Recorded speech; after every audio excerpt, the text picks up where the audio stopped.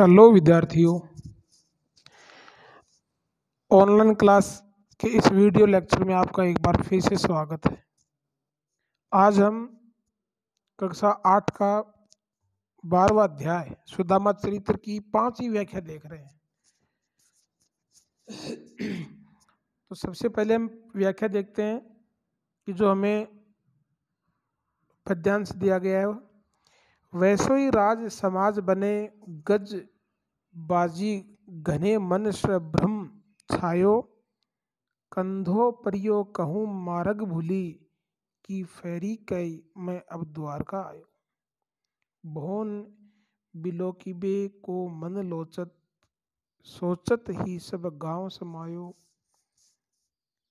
गांव मझायो पुंछत पांडे फिरे सब सो पर झोपड़ी को कहूँ खोज न पायो।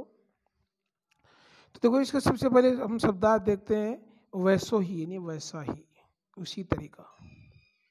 राज समाज यानी वैभव, गज बाजी हाथी घोड़े, घने बहुत सारे, संभ्रम संदेह भ्रम, छायो भर जाना, मार्ग रास्ता, भूली भूल कर, फेरी के लौटकर, भवन भवन, बिल्ली बिलो की बे देखने के लिए, लोचत ललचाते हुए, मझायो खूब खोजा, पांडे सुदामा पांडे, झोपड़ी झोपड़ी।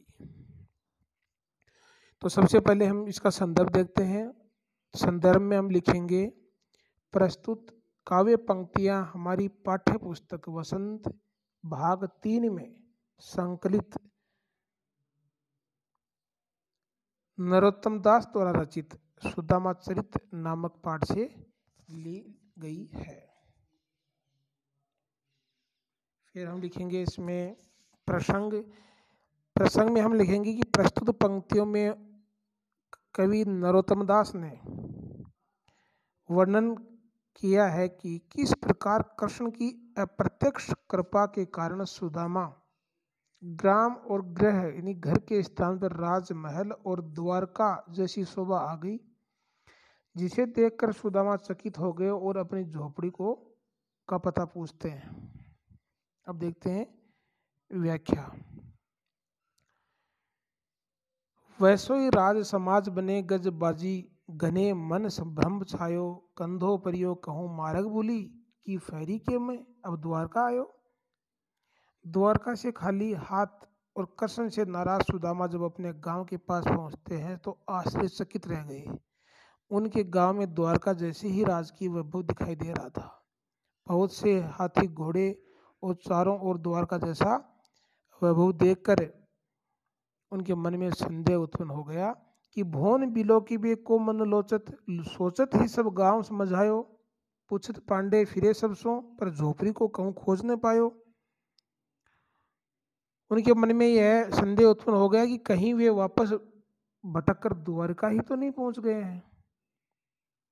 यही सोचते हुए वह पूरे गांव में अपनी झोपड़ी को खोजते रहे, किंतु उन्हें कहीं भी अपनी झोपड़ी नहीं मिली। अब इसमें हमें क्वेश्चन देखने हैं। व्याख्या के अंतर्गत आने वाले कौन कौन से प्रश्न हैं। अपने गांव के निकट पहुंचकर सुदामा क्या देखकर चकित रह गए। तो जब सुदामा अपने गांव के पास पहुंचते हैं तो उसे पहचान नहीं पाए। वहां चारों ओर द्वारका जैसी राजसी ठाट बाट दिखाई दे रहा था। बहुत से घोड़े और हाथियों को देखकर वह चकित हो गई। इतना ही आप लिख सकते हो। गांव के इस परिवर्तित स्वरूप को देखकर सुदामा की क्या मनोदशा हुई। तो गांव के इस प्रवर्तित स्वरूप को देखकर सुदामा सशंकित हो उठे। झोपड़ी ढूंढते फिर रहे थे। उन्हें लगा कि जैसे वह वापस लौटकर द्वारिका ही पहुंच गए हैं। तीसरा प्रश्न, सुदामा का मन बार बार क्या चाह रहा था। सुदामा बार बार अपनी झोपड़ी को देखना चाह रहे थे। और अंतिम प्रश्न, सुदामा क्या खोजते फिर रहे थे, उसे खोजने के लिए उन्हें क्या किया। सुदामा अपनी झोपड़ी को खोजते फिर रहे थे। उन्होंने इस बदले हुए परिवेश में कहीं भी वह नजर नहीं आ रही थी। उसे खोजने के लिए वह सभी से सुदामा पांडे का निवास कौन सा है यही पूछ रहे थे।